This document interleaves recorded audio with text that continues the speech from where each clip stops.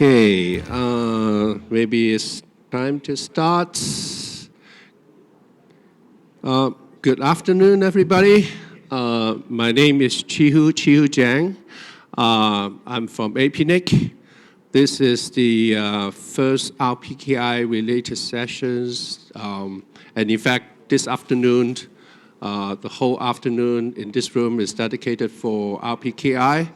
As you all know, routing security is one of the major concerns of our community, and RPKI, together with its applications ROA, route origin authorization, and ROV, route origin validation, is one of the solutions to tackle routing security. That's why we have the whole afternoon dedicated for RPKI. And this is one of the two sessions that we APNIC jointly organized with ISOC. And this session, the first session, will be more about industry trends and initiatives, a bit higher level. In the sessions that FTAP of ISOC will chair, will cover more deployment issues, and also is a bit more technical. Without further ado, I would like to call on our first speaker, Job Snyder from Entity. He'll talk about RPKI looking forward. Thanks, Job. So, where do I stand? You can stand everywhere and use that sticker. My name is Job Snyders. I work for NTT, a internet company, just like the rest of you. In this presentation, I want to offer a few glimpses into some initiatives and challenges that lay ahead of us. Where we are today. In the keynote, I explained that we can observe that more than 600 networks are now protected with origin validation, that we are making fantastic strides in the right direction. RPKI is widely regarded as the successor to IRR. And for obvious reasons, because IRR cannot be used for origin validation. IRR in part is unstructured, hard to parse data, it's unencrypted, many disadvantages that RPKI resolves. So that part, cool. We all agree, we know what to do, we deploy origin validation using RPKI. And anno 2019, there's a lot going for us. If we compare the situation with 2 or 3 years ago, the amount of RPKI validators that are of high enough quality to use in production environments nowadays seems to be sufficient. In an ecosystem, in order for an ecosystem to be healthy and to allow operators to have to be able to choose at least 2 high-quality implementations, you need at least 4 or 5 implementations. A parallel can be drawn to DNS way back when as a community we started with DNS, there was just bind, and everybody used the bind name server.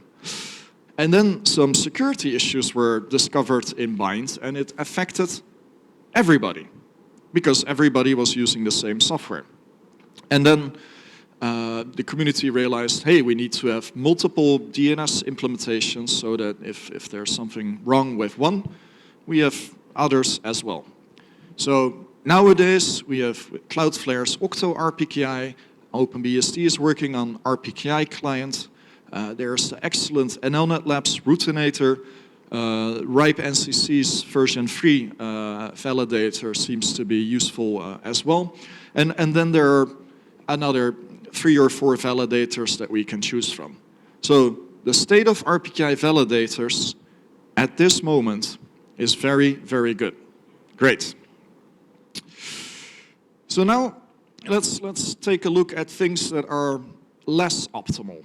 I view them as challenges. I think all of these things over time can be addressed, and that we as humans are creative enough to come up with solutions. But let's go through a few of these challenges. In RPKI, in what we can deploy in production networks today, we only have origin validation. There is no formal path validation. In IETF, work took place to introduce path validation in the form of BGP-SEC. But the downside of BGP-SEC is that at this moment in time, there are no commercial implementations. And it appears to me that there are no plans to make commercial implementations. I've not heard from Cisco or Juniper or Nokia that they will implement BGP-SEC. And the reason that BGP-SEC is not as attractive as one would think is that in order for BGP-SEC to operate correctly on the internet as we use it today, it needs to fall back to a backwards compatibility mode that unfortunately at the same time negates the advantages that BGP-SEC could bring. So BGP-SEC appears to be a solution that works very well in a greenfield single administrative domain, but for the internet, which is a bit of a messy, chaotic thing, it seems to be less suitable. So what does that mean? If we have no path validation, if BGP-SEC is not the solution, then what do we have? And one of the things we have today is a concept that has been marketed under the name peer-lock. And what peer-lock is just it's simple AS path filters based on a degree of business intelligence. The downside of peer-lock is that it requires human coordination. If NTT and PCCW or NTT and CenturyLink want to protect each other using peer-lock, we need to send emails to each other and instruct each other how and what to do. And we know email is a horribly unreliable communication mechanism. Natural language, us humans talking to each other, also is not a very reliable mechanism to communicate complex filters. So one initiative that exists in IETF at this moment in time is called ASPA. And with the thought process behind ASPA is that it takes this manually driven peer-lock concept and that we transpose that into something where we can publish in the RPKI how we want certain rules to be deployed in given networks. In other words, our hope is that ASPA will be an automated peer-lock benefiting from the cryptographic aspects of the RPKI. Now, that all sounds wonderful, but ASPA is not yet a full solution, and I will not delve into the details and why, but if we look at the timeline, let's imagine that in the next 1 or 2 years we figure out how to make ASPA perfect inside IETF.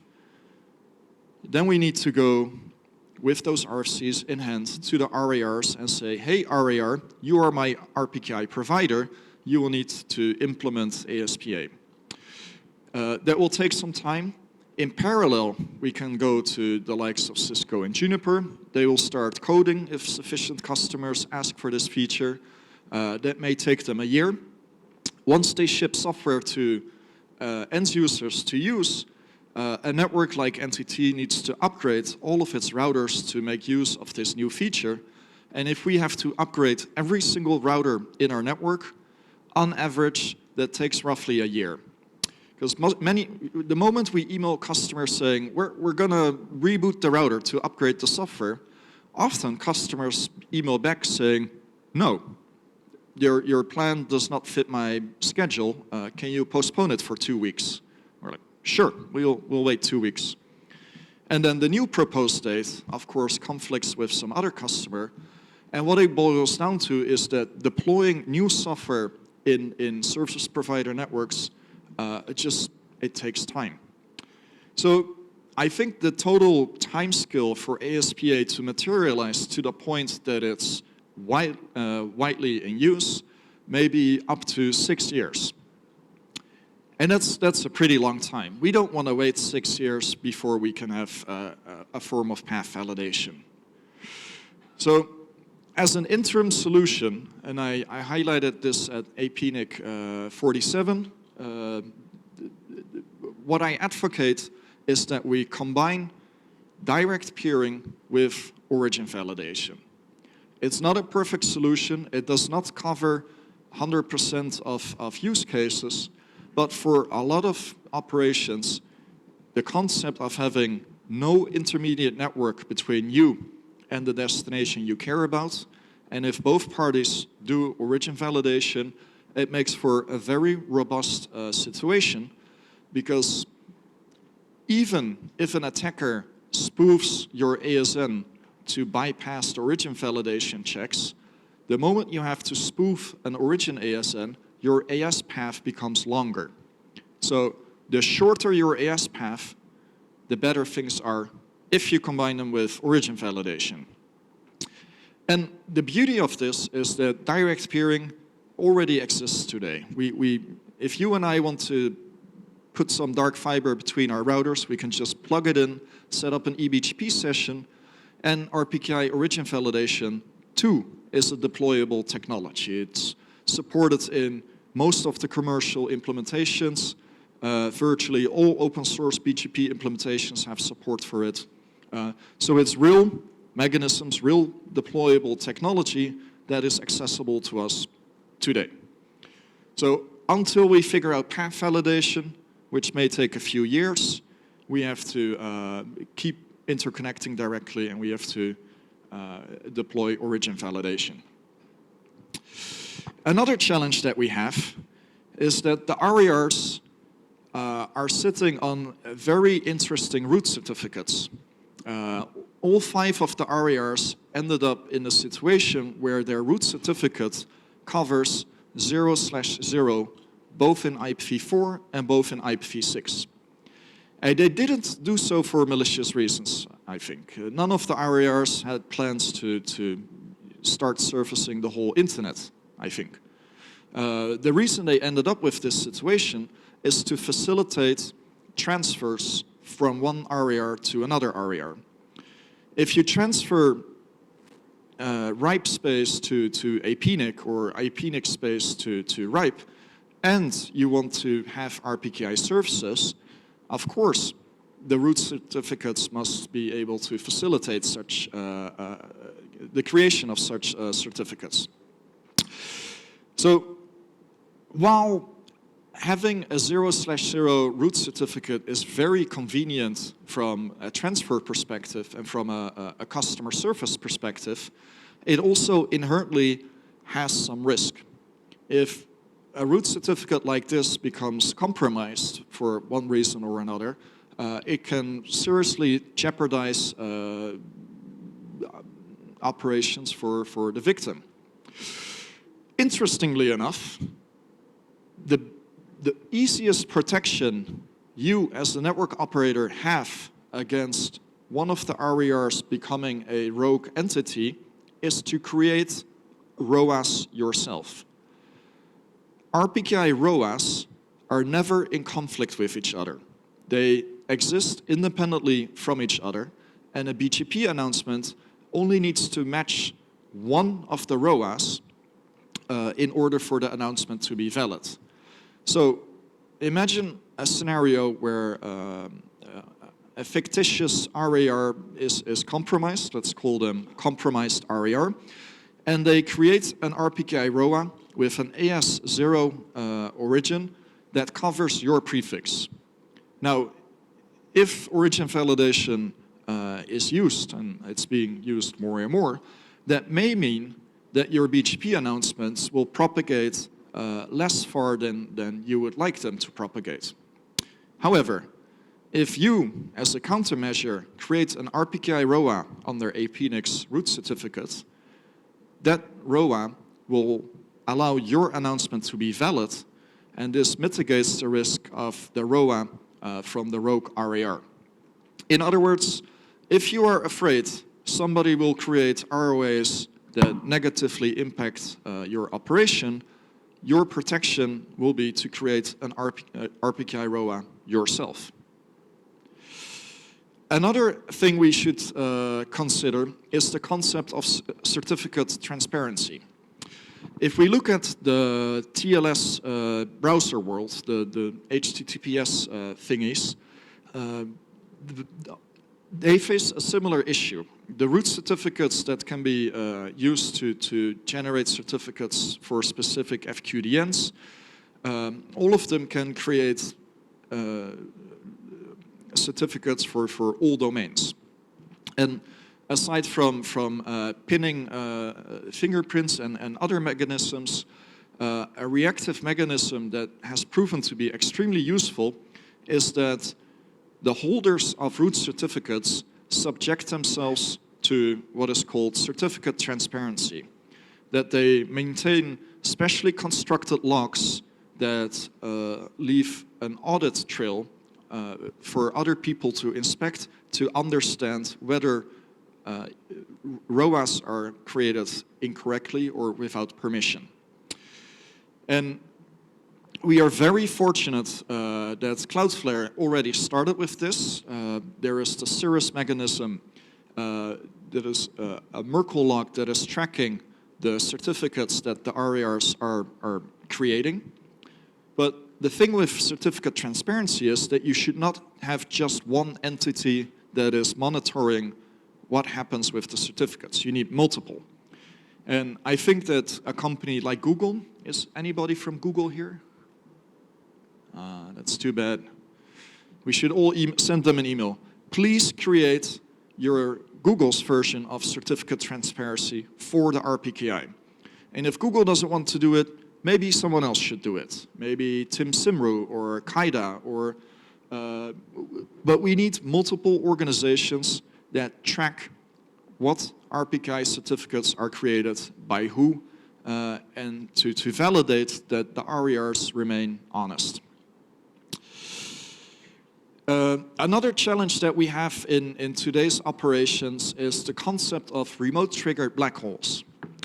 If I create an ROA for one of my /24 prefixes and I set the max length to 24, a black hole route by definition will be an invalid announcement because the prefix length of the remote triggered black hole route does not line up with the ROA.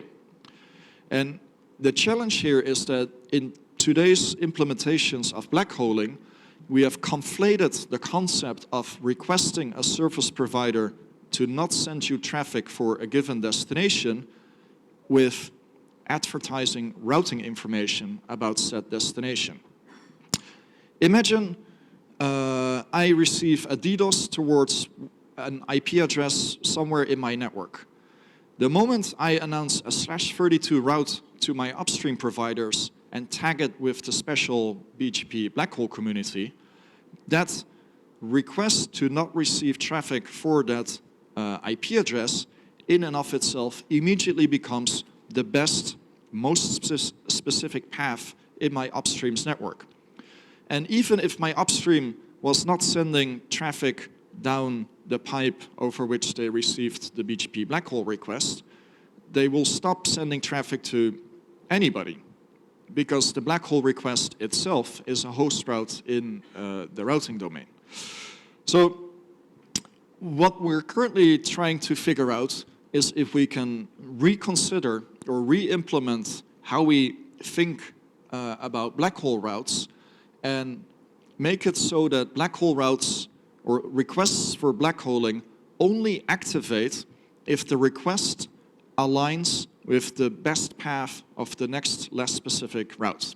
In other words, if you signal to me, please do not send me traffic for this and this IP address, but I wasn't sending you traffic for that IP address anyway because there was a better path, I park your request and consider it fulfilled because I wasn't sending you traffic anyway. And the moment you become the best path for the prefix, which you can become if you pass the RPKI origin validation checks. Only then I will also accept black hole requests and honor them by null routing the traffic. This concept is covered in a little bit more detail in this URL. This is work in progress. I hope that in the next 6 to 12 months, as an industry, we can present this is the best solution to implement blackholing in context of RPKI origin validation networks. Another challenge that we have, and I see great progress, but we need to do more of this, is that in all our debugging tools, every place where we consume BGP data, that we also expose what the validation state is so that people can more quickly analyze why connectivity between two places may not be working. The moment your NOC receives a complaint that a certain website is not accessible, your staff should verify that RPKI is not the cause for that reachability issue. And in order for that to happen, we need to make sure that looking glasses or WHOIS inspections all also expose the RPKI validation state.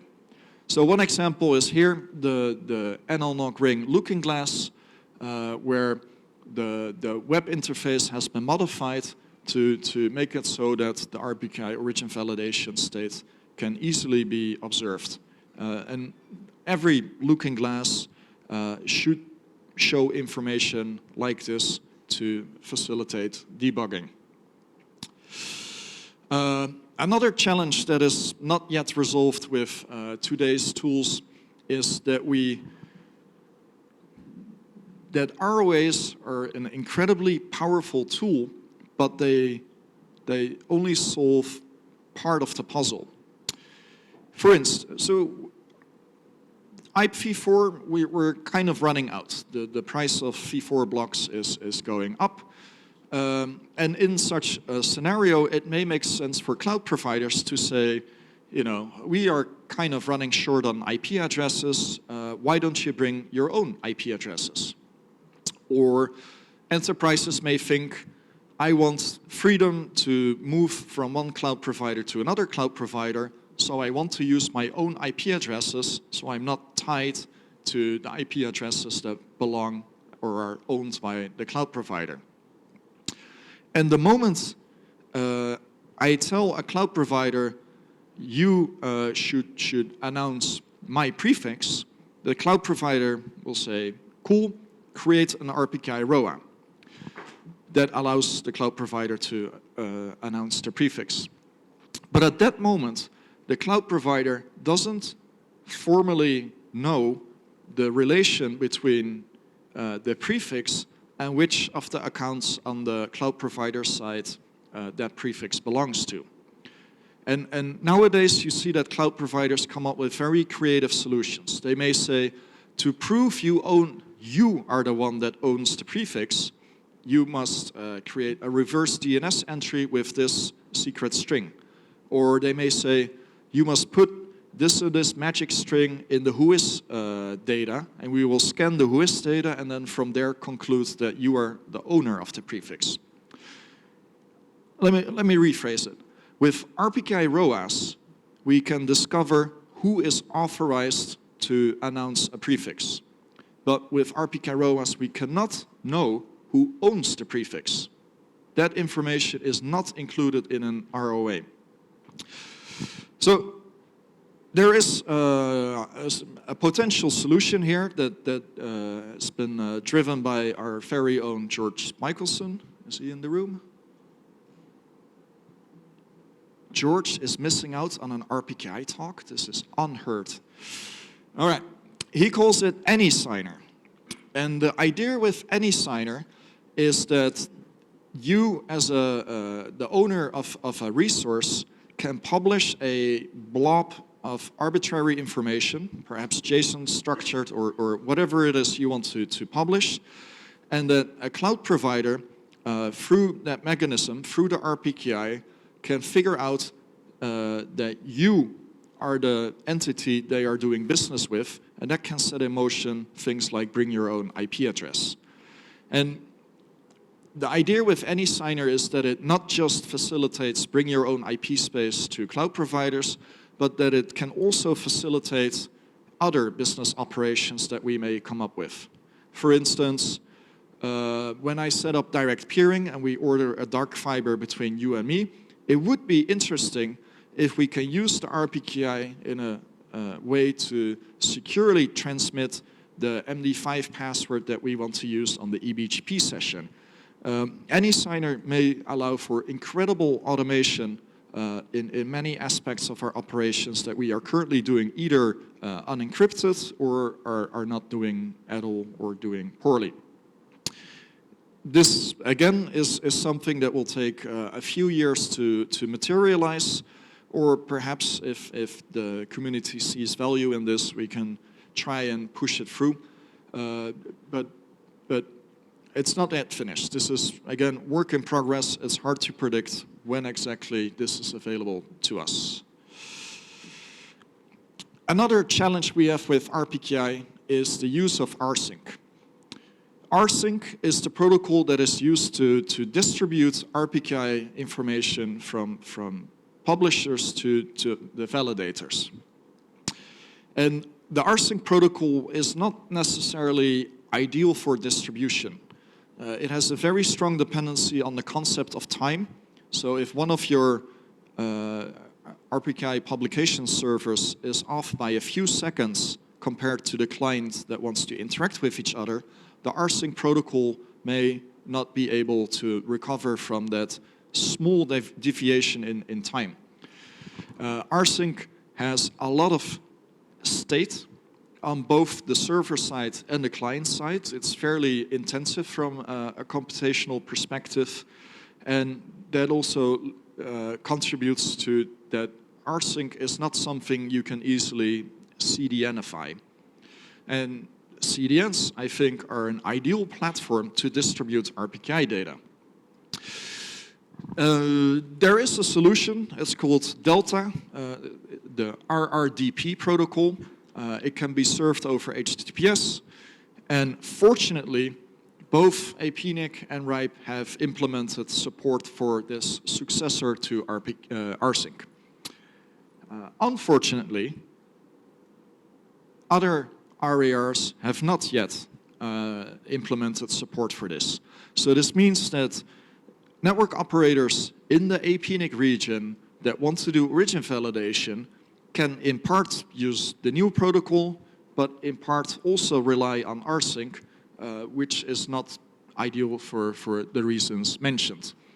So the fact that RIPE and APNIC implemented support doesn't mean that APNIC operators are off the hook and done, because APNIC operators that deploy origin validation need to interact with the RPKI repositories of the other RIRs as well.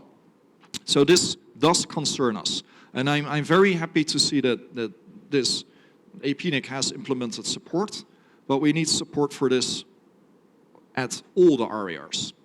So your to-do item for today will be to send an email to Aaron, APNIC, and LACNIC and ask them, hey, can you implement support for RRDP? And if enough of us ask that, they'll see the benefits, hopefully. Another concept that may be on the horizon will be the concept of BGP implementations that out of the box make better routing decisions. As it stands today, when you purchase a router, it is up to the operator to correctly configure the router. And to correctly configure the router, you need to download or develop software that takes IRR and RPKI and other information sources, generates some kind of config, you upload that to the router. All in all, for network operators, a lot of moving parts exist. When you purchase a router from Cisco or Juniper, you're not finished. You need to do a lot of work yourself. And what I want to see is whether we can get to the point where a BGP implementation out of the box does all the right things so that as a network operator, You only need to do the equivalent of next, finish, reboot, done. And where I'm implementing this is within the OpenBSD project. OpenBSD is a research experiment of sorts, and it has a high quality BGP implementation. It can act as an excellent router on commodity server hardware. And in OpenBSD, we're working on an RPKI validation implementation called RPKI client that works with OpenBGPD. Both of those components will be available by default on a base installation of OpenBSD. And then the idea is that we can show the community, hey, OpenBSD is a better router than other implementations because out of the box it does all these things. And then my hope is that the likes of Cisco and Juniper will copy that idea themselves so that we as operators have to do less work to get to a more secure state of routing. And this is just a few highlights. There's many other things to talk about, but I don't want to consume all microphone time and talk all afternoon. If you have questions, I would like to invite you to either ask them now or feel free to follow up later via email or via Twitter. Everybody can email me, customers, competitors. To me, there is no difference. All of us are humans. Yeah, that's it for now. Thank you. I think there's a question from online. I've got one question in regards to your mention about the certificate transparency. Is it going to be something similar to the experimental one, RFC 6962, for other services that use certificates? So RFC 6962? it's to do with certificate transparency Okay. for HTTPS, SNMTP, and all those services as well. So the idea behind it is that if someone registers a certificate in your domain, you get notified of that. So Yes. And so this concept is in production and fairly mature in the TLS world and is used for HTTPS and SMTP. And we need that exact approach for RPKI. Okay. So yes, we should copy those good ideas. The same math concepts are behind it. It's just, you know, more people than just Cloudflare need to do it.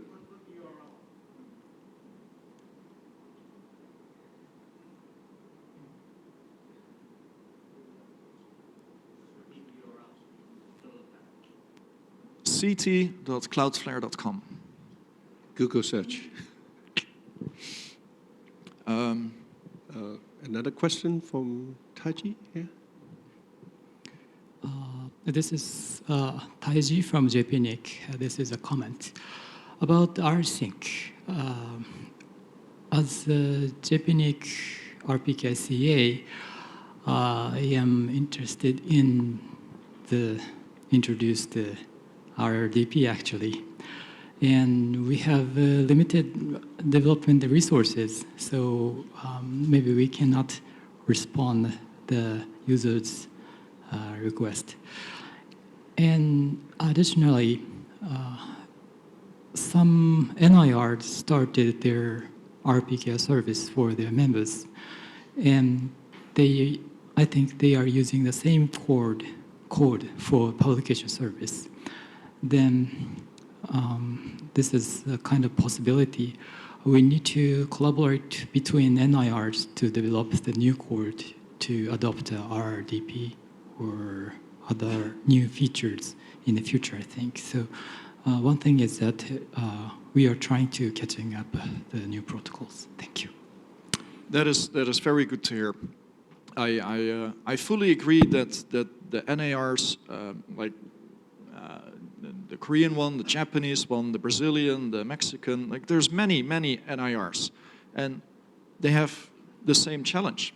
It is the same problem in all these regions. There is no difference between NIC KR and JP NIC in for this particular technological challenge.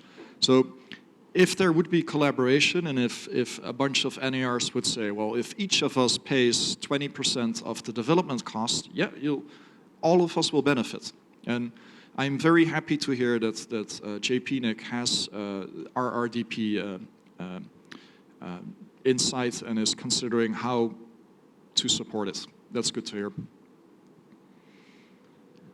Thank you. If no more questions, thank you, Joe. Thank you.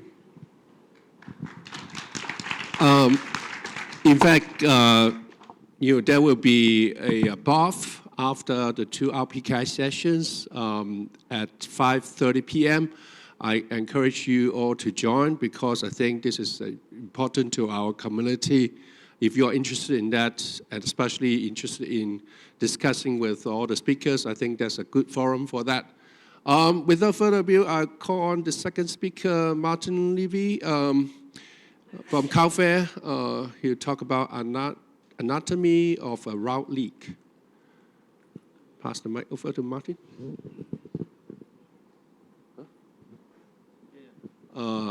You have a new presentation?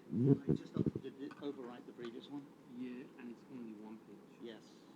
So, overwrote it. I have both now. You did.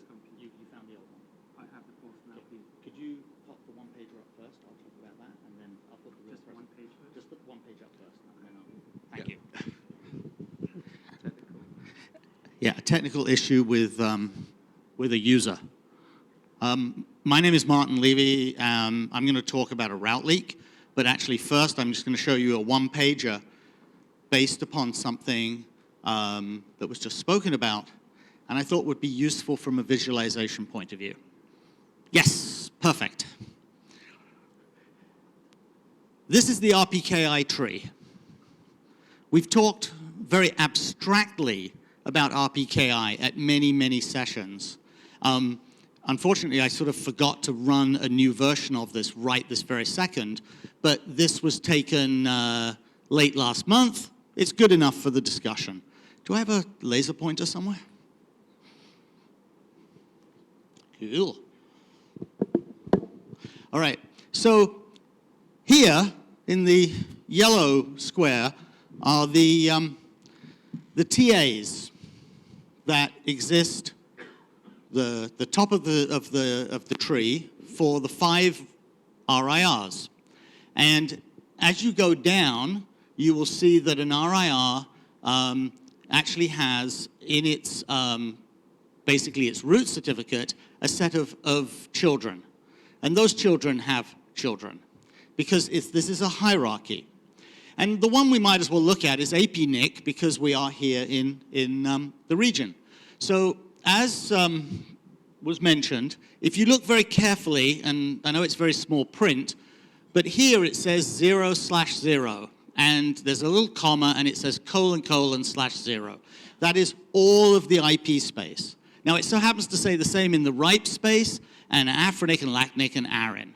But what's good is that that space is then broken up as we go down the tree, and only print the first few blocks in here as we decode the certificate.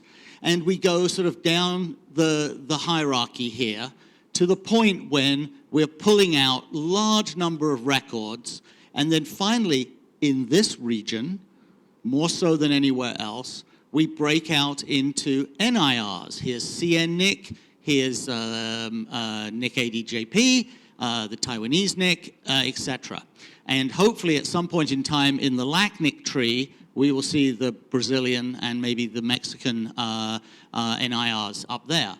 In RIPE, we just have one, and this is important to see, one hosted RPKI environment. This is only one company out of the whole of the world of RPKI that instead of using a delegated setup using their RIR or NIR, have actually run the appropriate certificate creation, run the appropriate software, and the hierarchy points to that particular company. There's only two routes in there, but that's okay. This is at least proof of the ability to do it. And more importantly, this code, the code that generates this is somewhat automatic. It detects the difference in a path, which it's why it knows that there is a different player at this level than this level. Interestingly enough, you have to go down a level before you actually start looking at the exact IPs that are owned by a particular RIR. And the split here is a very academic and pedantic issue. But I realized that just putting this one page up would hopefully help visualize the actual work that's being done. If you've created a ROA, especially if you created a ROA this week, you're here somewhere, somewhere off of this tree, and if you've created a ROA, you may add to this set of numbers here.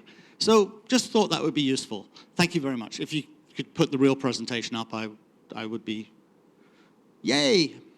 I'm going to talk about a route leak, but I'm actually going to skip through the guts of this because I only have a finite number of minutes. This is a route leak that occurred earlier this year, and it occurred in an environment where RPKI and peer lock, which also just got discussed, would have saved the day. But a bit of history. This is what the ARPANET looked like. With a finite number of hosts, you could actually diagram the whole ARPANET back in the day. And there's a little squiggly line on there with a link out to Europe. There. Goes out to, it goes out, I think, to Norway or somewhere in that neck of the woods, then back to London. And then there's another little squiggly line here that goes out to Hawaii. But the rest of this is all in the US. And for all intents and purposes, one entity, one person, was in charge of the routing for all of this. And it worked. And we don't live in that world anymore. It got complicated. Another piece of useful information. Go back right to 1981. It's the transition from NCP to TCP. Let's go look at the spec for the TCP protocol. And in the middle of it, there's a whole section on security, which is sort of interesting because I can pretty much guarantee in this room absolutely nobody uses this section of this still valid RFC. It just doesn't exist anymore. It is used, it was set up for secure compute. It was by the definition of the US Department of Defense. And it's a lot of good text, but we don't use that level of security anymore. Interestingly, if we fast forward to the birth of the World Wide Web, security wasn't actually #1 on the list. Not at that time. You're seeing a trend here. You're seeing either very small networking in the early days of the ARPANET, where trust was essentially okay because there really was only one entity or one person that was managing everything. You're seeing IP, you're seeing web, and then you get to routing in the modern day, and I use the BGP3 RFC for this only because it's so much easier to see this one sentence. Security is not discussed, and wasn't discussed, in fact, at the time. These are all historic documents. They are relevant to today, but they're the old way of doing things. We can't live with this sort of lack of security. So if you look at where we sort of break down the world of the internet today, let me get this. So, we have connections in the old days which converted to names, which converted to IP addresses, which converted to some network component.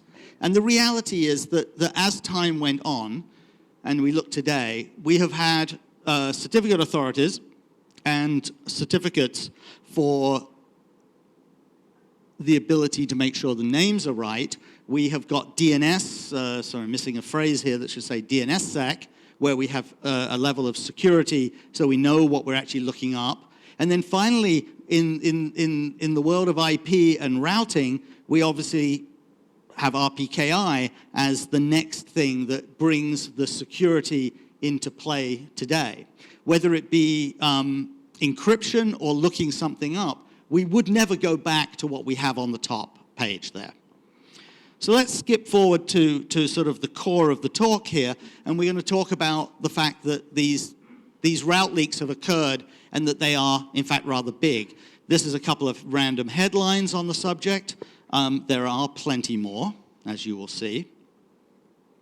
But, of course, we're going to focus on BGP because that's what we're going to do today. We're not going to talk about any of the other issues. So, just to remind people what's happened over the years, these are some of the famous events that have set the stage for us to understand BGP security. Who remembers the YouTube event in 2008? Who uses YouTube today? Come on, put all your hands up. Right. So in the world of hijacks, this is the one, although unintentional, absolutely hit the early headlines and is repeated in nearly every talk about route leaks. The intent, very simply, with inside Pakistan Telecom was to filter and not allow YouTube access with inside the country. That's not the discussion point. What actually happened was the routes leaked. They leaked into the rest of the world, filtering was not in place, and all of YouTube traffic ended up going towards Pakistan, and of course, bad things happened. The other events continue to sort of repeat some of the same functionality. And then this June, Cloudflare, the company I work for, was affected, as were others, by a route leak through Verizon. And it was not a happy day, and I'm going to talk a little bit about this and show you some of the information and infer from that and show you from that that there is work still to be done. It was widespread. I've sort of uncolored this so that we don't really look at who was affected by how much, but if I grab my trusty little laser, between the start point and the end point, a whole series of different content delivery networks here were affected in some way or other, and their performance as measured by Sodexis went to hell in a handbasket. And when you talk about performance, the graph here, you know, this is 100%, this is 98, and we go down to about 90% at the bottom here. So we're talking about very subtle enterprise-level quality measurements here. This is actually not as good a graph, but things went down, things came back. So what happened and how did we fix it? It turns out we were stuck 100% with picking up the phone. We had to contact somebody and say, you're doing something bad on the internet in the routing tables. It needs to be fixed, and it needs to be fixed now. And I can tell you, the person at the other end of that phone said, I don't think so. Wasn't us. This is not a problem, and was not aware that, in fact, actually, there was a problem. It took multiple phone calls, some of which did not get answered. But the reality is this is where we still stand today. So the good news is that at least the definition of a route leak is now within the lexicon. This work was done, and you can then use this to sort of clearly state to somebody, yes, something bad is happening. This didn't help on that phone call, but let's assume that at some point in time it does. This is the actual invalid route. And when we finally got to point to somebody and say, this really is the issue, and you'll notice that there are real numbers on this and there are real names, and that's very much sort of my mindset.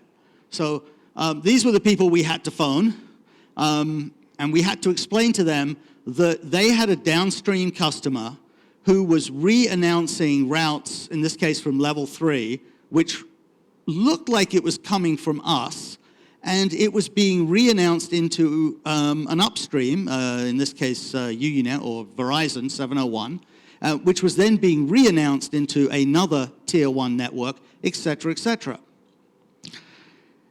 But there was something wrong. This is not our route. This path, although it contains RAS number, contained a route that did not exist in our announcements. It was coming out of thin air. And more importantly, there was no internet routing registry set up for that exact route. And even more importantly, if you announced that route, it would have been an invalid and been dropped in an RPKI world. But what we need to focus on here originally is the fact, here's a tier 1 with a set of customers in a path, and then here's another tier 1, and that's just flat out wrong. So we're going to sort of focus on peer lock to begin with. Oh, sorry. Here's the ROA. I apologize. This is the /20, the larger network. It has a max length of /20, which is best practice these days. This is RAS number, and then here's the rest of the RPKI information.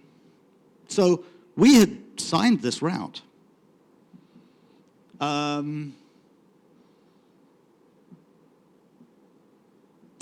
Pretend this is an animation.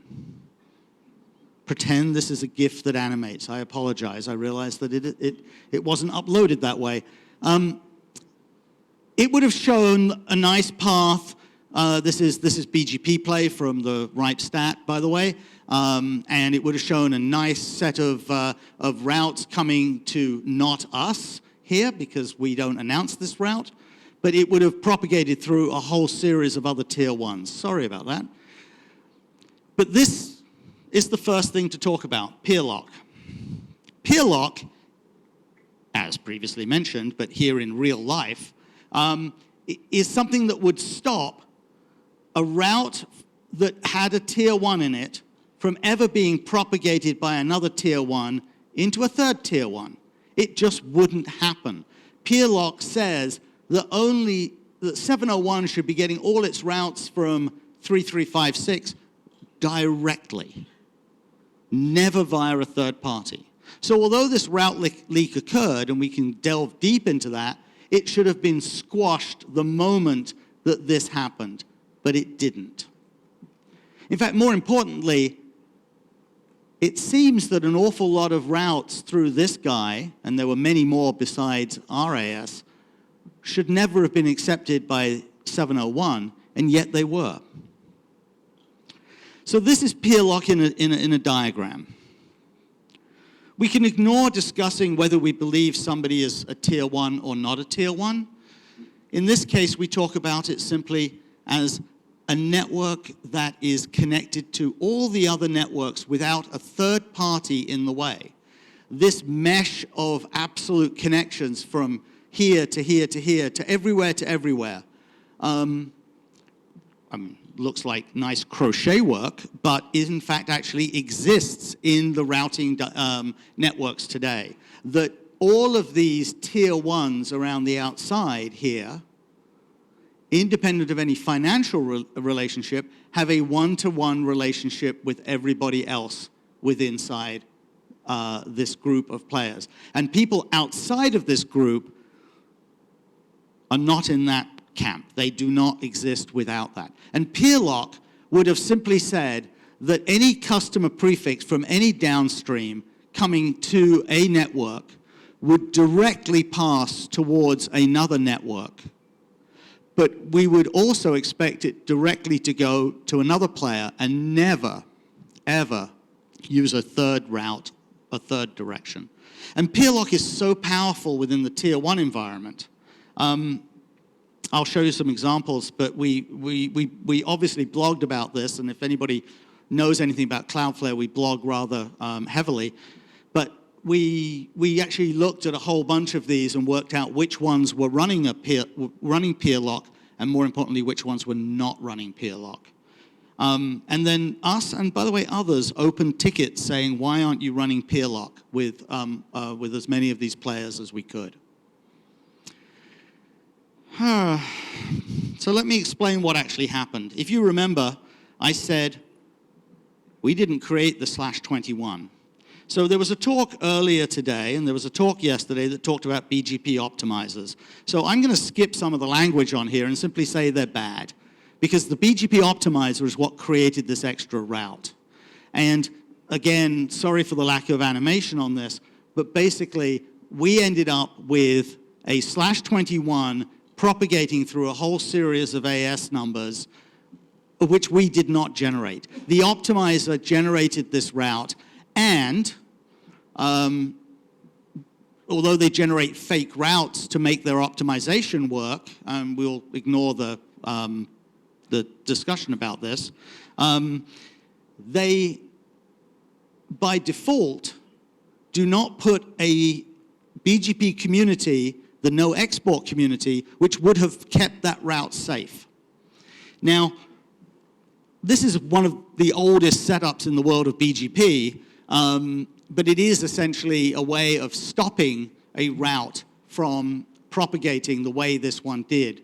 Over and above many other reasons why this route should not have propagated, over and above why filtering should have stopped it. So we essentially have a BGP optimizer that's creating a problem, a set of networks that forget to filter that's propagating a problem, a lack of RPKI that is that would have stopped this. Oh, and then finally, peer lock, which was only used by some tier 1s and not by all tier 1s, and therefore, again, made this, this propagation. So there were plenty of people at fault in some form or other on this. The company that built the BGP optimizer responded. We pretty much dismissed it because you either take blame for this or you don't. And using the phrase, unfortunately, BGP is not perfect when your product is explicitly a BGP product, is pretty unconscionable. And interestingly enough, they point out that 2,300 leaks or hijacks happened in the last 7 months. I could add that to the presentation and show those as well. That number may not be wrong. Okay, so what can we do about this? Actually, this has been said. There is an effort, Manners, that has been talked about, and I implore you to go look at this. But the reality is that out of all of this, at least for us at Cloudflare and for other networks, this is now the year when things are finally starting to come together. We have networks that are dropping RPKI invalids. We've got a lot more internet exchanges. Filtering is occurring. Cloudflare, for example, is dropping invalids now at all of its content delivery network nodes. And, oh, I'm sorry. I'm going to skip that. I'm actually going to skip that as well. I'm going to skip that. I'm going to talk about this. Just simply to show you what happens when you have the appropriate filters in place and when you don't. And when you don't have filters in place, a large amount of traffic gets dropped on the floor, and this is a bit of a problem. By the way, just to self-promote here, these are graphs from the peering portal at Cloudflare. If you peer with us or run an AS, you can go to the peering portal, and which you can find with a Google search, and sign up and get graphs for all your own traffic. This is the out of order slide I want to show. If AT&T can enable RPKI and drop invalids, so can your network. This is a large network with a lot of moving parts, but they got it working. This was fairly early on in the year, and it sets the stage for just about anybody else. Well, we all know there's more ROAs, so now we're on the sort of the happy up and to the right side of the presentation, and that's pretty much me done. I don't know if I've got time for questions, but yeah, not enough time. not enough time. Sorry. That's okay. We are running out of time. And I'm here. Anyway, yeah, again, I encourage you to join the BOF session because I think that's a more interactive session. Now I would like to call on the next speaker from JPNAP, Tomohiro Ono. He will talk about strategy for deploying RPKI ROV to route server on IX. Tomohiro? So how can I use this? Yeah, this is the clicker for next page. Backward, Go back and to then page. laser. Ah, okay.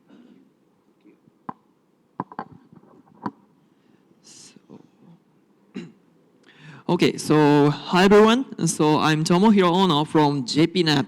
I'm involved in the JPNAP software development team, and I'm in charge of network operation automation.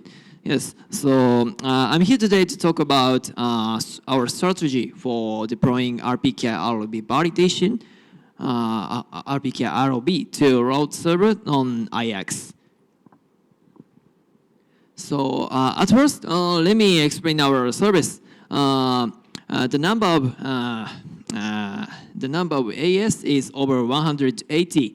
Also, the number of total traffic volume is over 2.0 terabit per second. Actually, it has reached a month ago.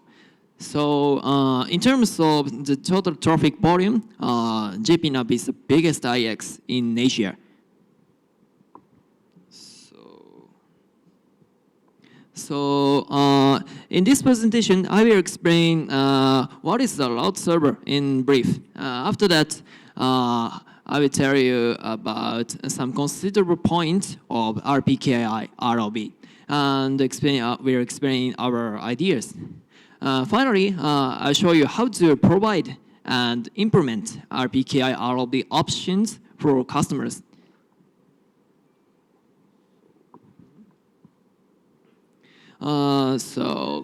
As you know, when customers use an internet exchange service, there are two ways to establish peers. A route server help customers to exchange routes very easily. But in both ways, we have to ensure the routing security to prevent unexpected traffic flow, route hijack, and disconnections. So there are some technologies for them. For example, RPKI ROV, RIR validation, and so on. So I'll mainly explain RPKI ROV on the route server.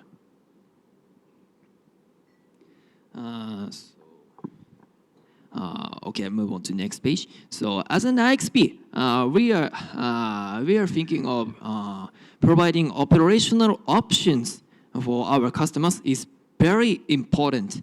So it also means adapting to customers' policies or preferences as much as possible. In the context of RPKI ROV on a route server, so we think that providing customers a uniform flow of ROV control is not enough. Also, there are some points where the policies of customers should be considered and required, and reflected. And the first one is advertising routes to a route server. The second one is receiving routes from a route server. So let's take a look at some actual situation. Firstly, when a customer advertises routes to a route server. So as you know, doing ROV on a route server will be better than doing it on EJS. So because it will reduce overall operation costs of EJS. Maybe you know. If customers use a route server, they will delegate RPKI ROV to a route server. However, they would also like to control their routes by using the result of validation on the route server. So it means providing options for advertised routes will be useful. In this situation, so the customer's ASA want this route to be rejected. and also another customer from ASB. So they want RPKI invalid routes to be accepted due to some reasons. So let's consider the next. When a customer will receive routes from a route server. So let's consider the following situation. What if a customer wants to receive all routes and filter them by their own policy? So let me check. So in this situation, this same prefix are advertised to a route server from ASA and B.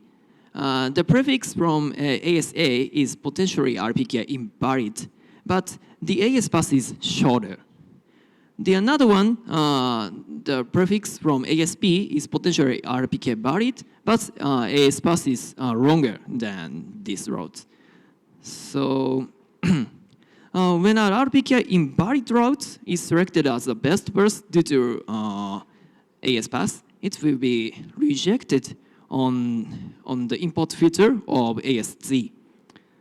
So as this diagram shows, the customer will receive the invalid routes, although route server has the RPKI valid routes. So we'd like to call it as valid path hiding. So if we provide an option, so which enables customers to select this position or RPKI invalid route, so and they choose reject. Then the second path, which is RPKI valid and received from ASB, will be advertised to ASZ. Also, in this situation, using other paths may be also effective but it is not common. So it means it requires the customer router will be able to use other path technology.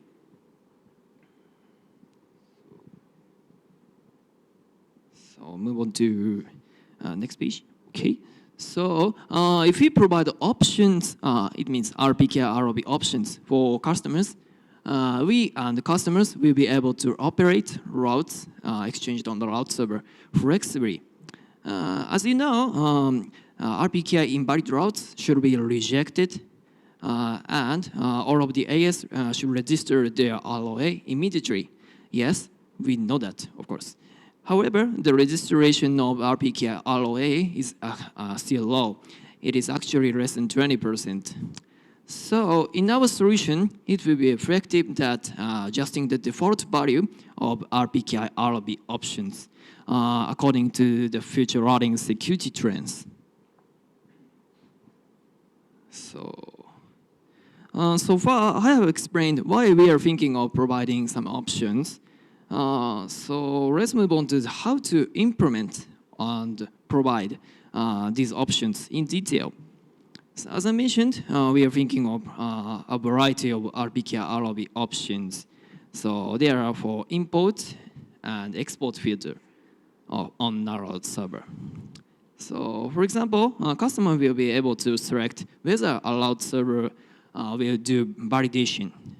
Also, customers will be able to select the treatment of each validation result, valid, invalid, and unknown. So this chart shows RPKI ROV sequence of our ideas.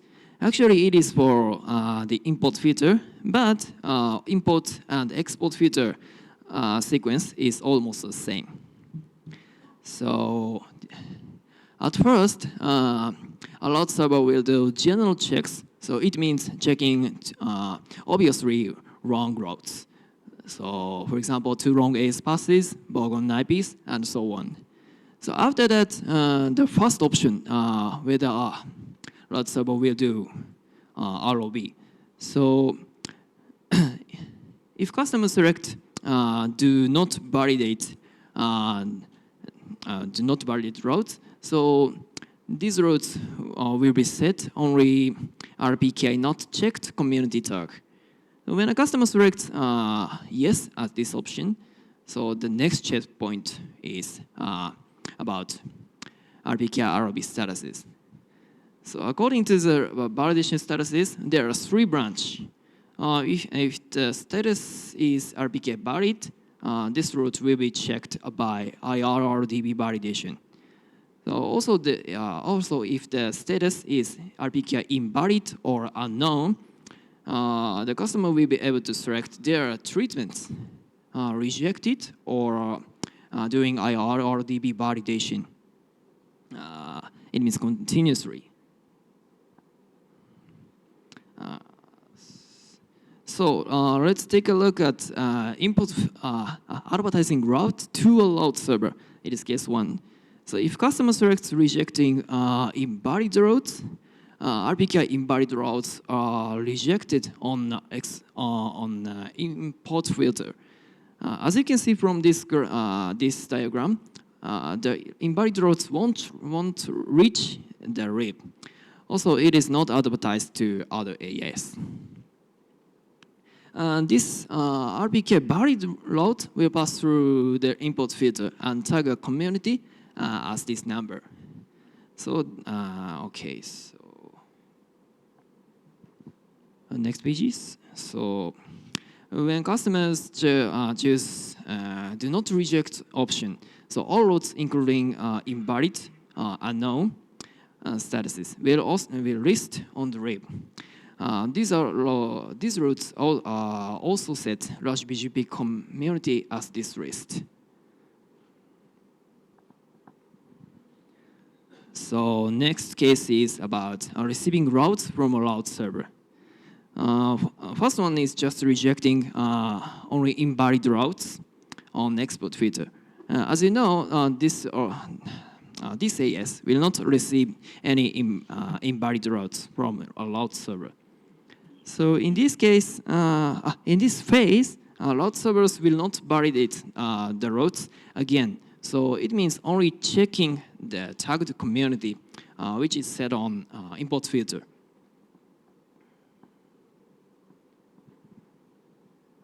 So next one is accepting the RPKI invalid routes with large BGP communities.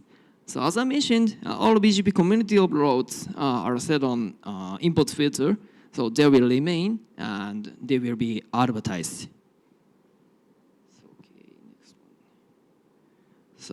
Next, it is about our current studies. Actually, we are working on implement them. So we use 2 types of BGP daemon, as you may know, so bird and go BGP, due to ensuring the redundancy. So we are investigating how to implement them with both BGPD software. So it takes a little time.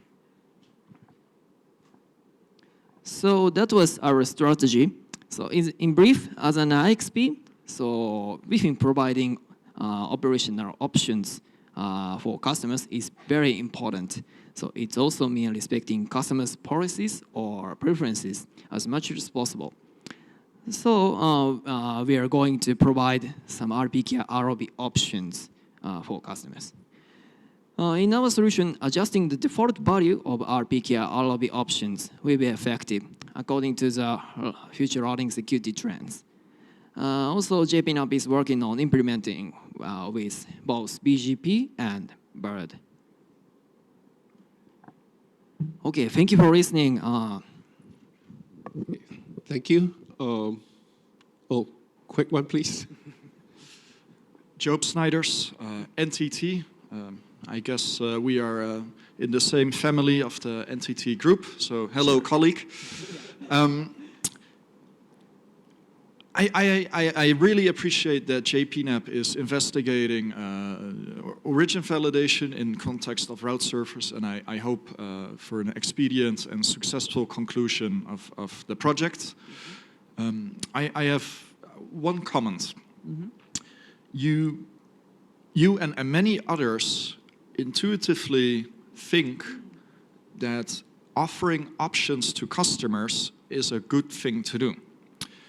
But what happens in context of RPKI origin validation and invalid routes the option we present to customers is, do you want secure or insecure? And the moment the customer has a misunderstanding or a miscommunication or lack of knowledge, they may inadvertently make the wrong choice. I would argue, and this is what NTT Global IP Network is doing, there is no insecure option. The options are, do you want 1, 10, or 100 gigabits, or 400 gigabits soon? That's the options. The option is not, do you want secure or insecure router? We will always strive in the global IP network to make routing as secure as we can possibly make it, and there's no option for invalid routes. So I think the quality of the Internet Exchange product will increase if you decrease the choices that customers can make by removing the insecure options. In your flowchart, there was a degree of complexity involved to make all options coexist at the same time. We need to transport invalid routes into a RIP. We need to figure out how can we prevent path hiding. A lot of these issues do not exist if invalid route announcements are rejected, end of story. So my ask to your organization is remove the insecure option. It should not be a choice. If people want to receive RPKI invalid announcements, you just tell them, sure, set up a direct BGP session. But it is not the purpose of the route server to distribute invalid route announcements. The purpose of the route server is to simplify operations, to add value to the Internet Exchange. And the moment the Internet Exchange participates in the redistribution of invalid routes, it decreases the value of the product. So if you want invalid routes, do it yourself. Set up direct BGP sessions.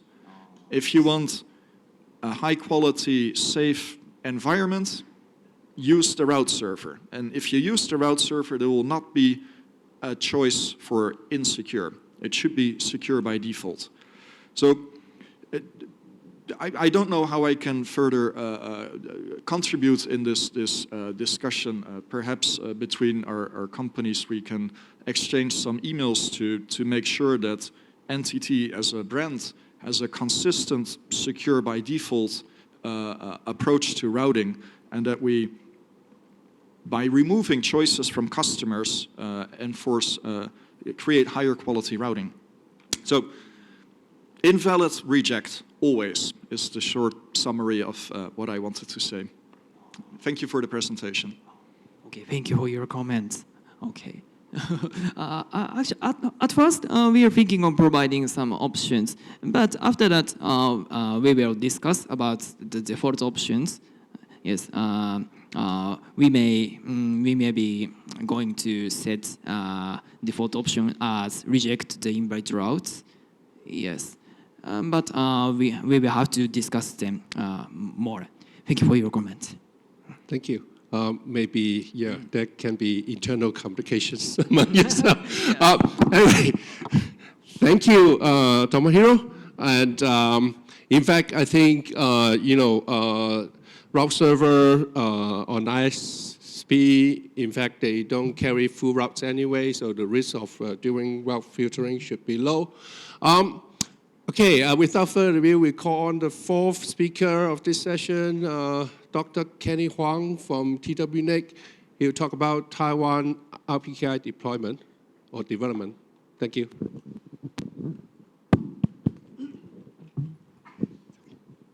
Okay, thank you. Sorry. 10 for 2 speakers, so I have 5 minutes. Thank you. Okay, just quickly give an update for Taiwan RPKI deployment. My name is Kenny Huang, APNIC Executive Council Member, CEO of TWNIC. So it's gone.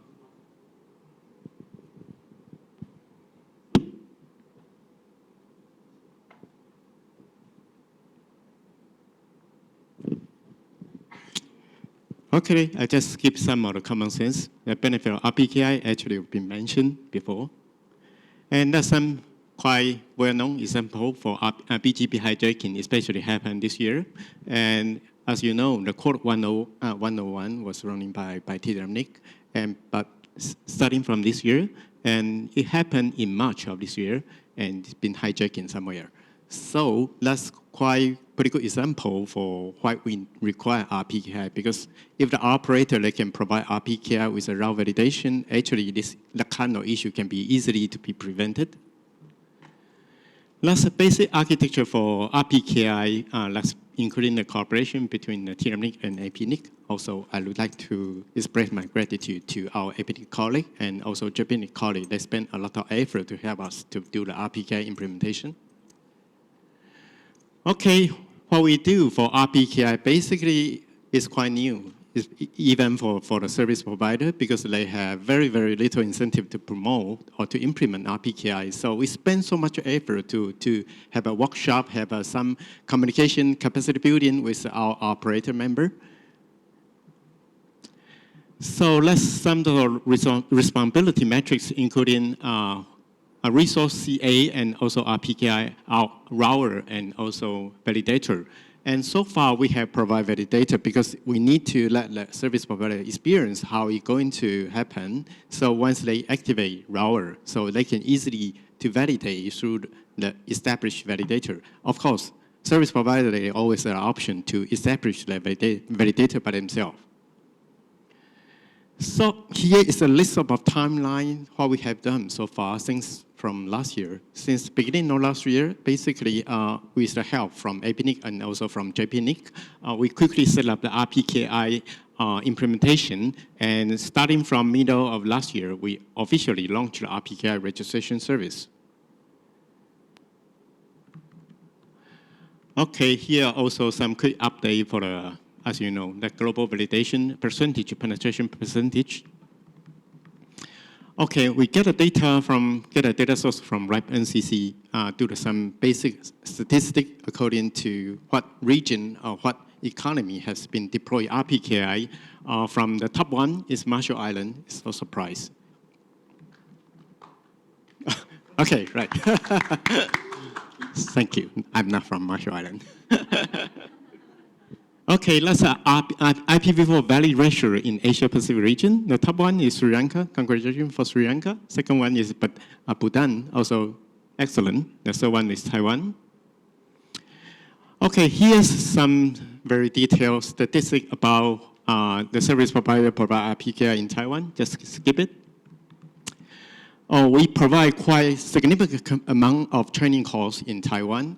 We almost have a training course every 2 months to allow all the members, all the service operators, they participate in this kind of training, and also with the help from APNIC capacity building team to help us to provide more deep, more comprehensive training course.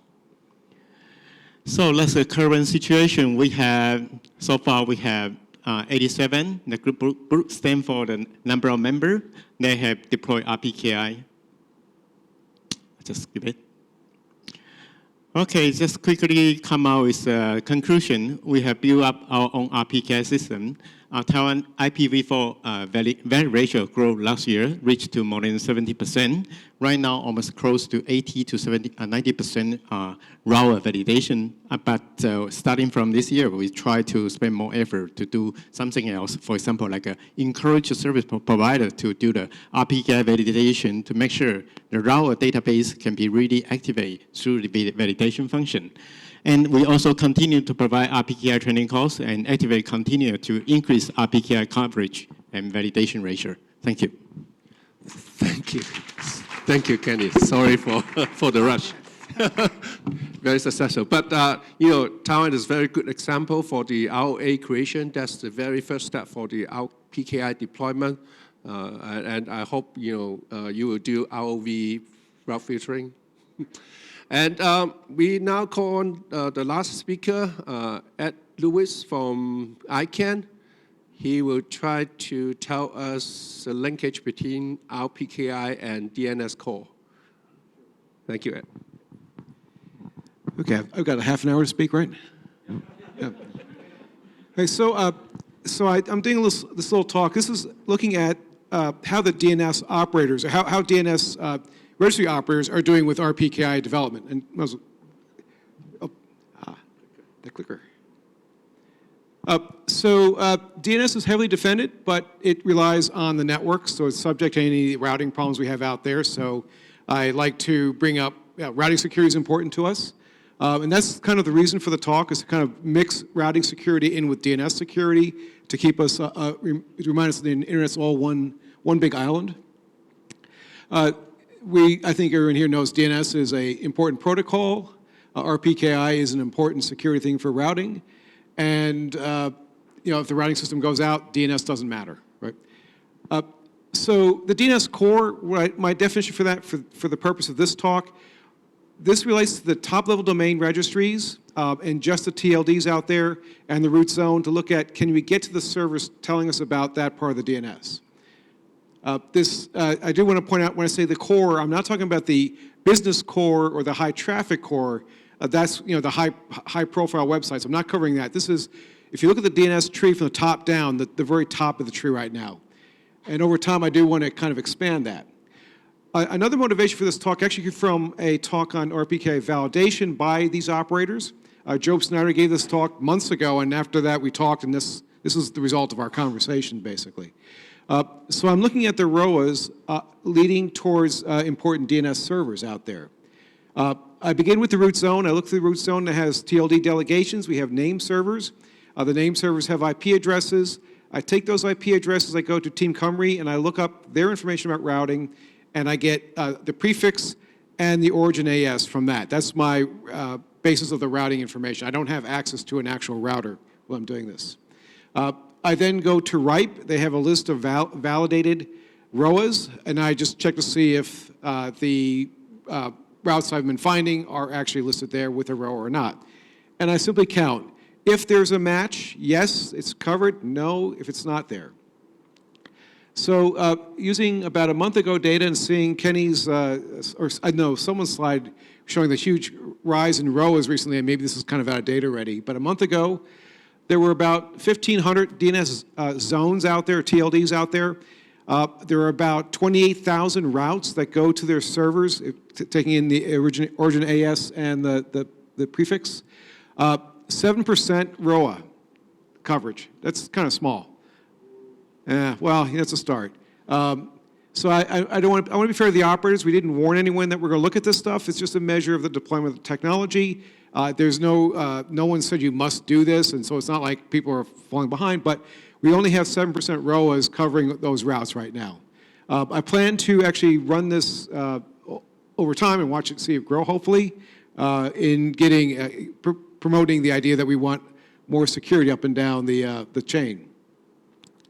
So looking at the pioneers in the TLDs, in my world, we count the TLD operators as opposed to the ISP world. And looking at the TLDs out there, what I call the 100% covered ones are those TLDs that have every one of their routes covered by a ROA.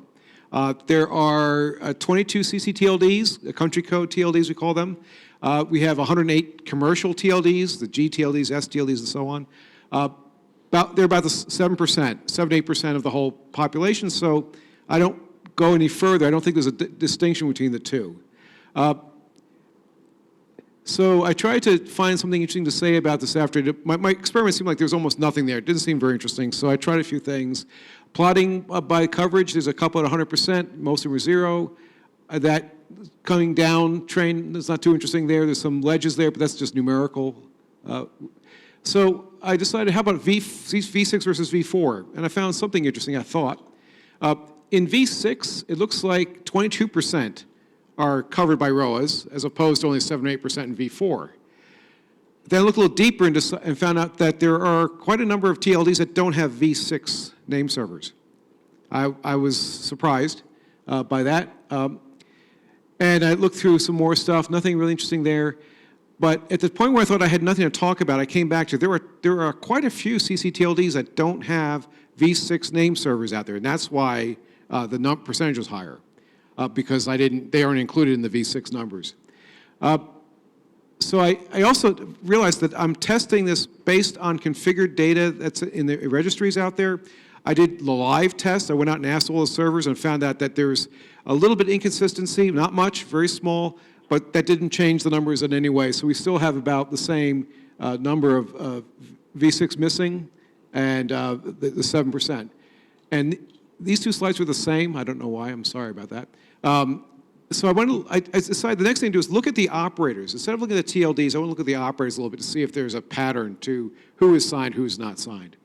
And I found out, this list shows the top AS numbers hosting important zones. And the number one up there has 747 routes to servers that are in the top area. And kind of curious, one third of their routes are covered by ROA. 2/3 are not. That seemed an interesting little mix. As you see, going down there, second and third, at the top 13 or 14 there, almost everyone that signs any route signs all of theirs, except for the first one. First one was really kind of an oddball. I've tried to ask the operator for more information because I'm curious about my own results here. We've had some back and forth, but not any conclusion of why they seem to be the unusual case in this area.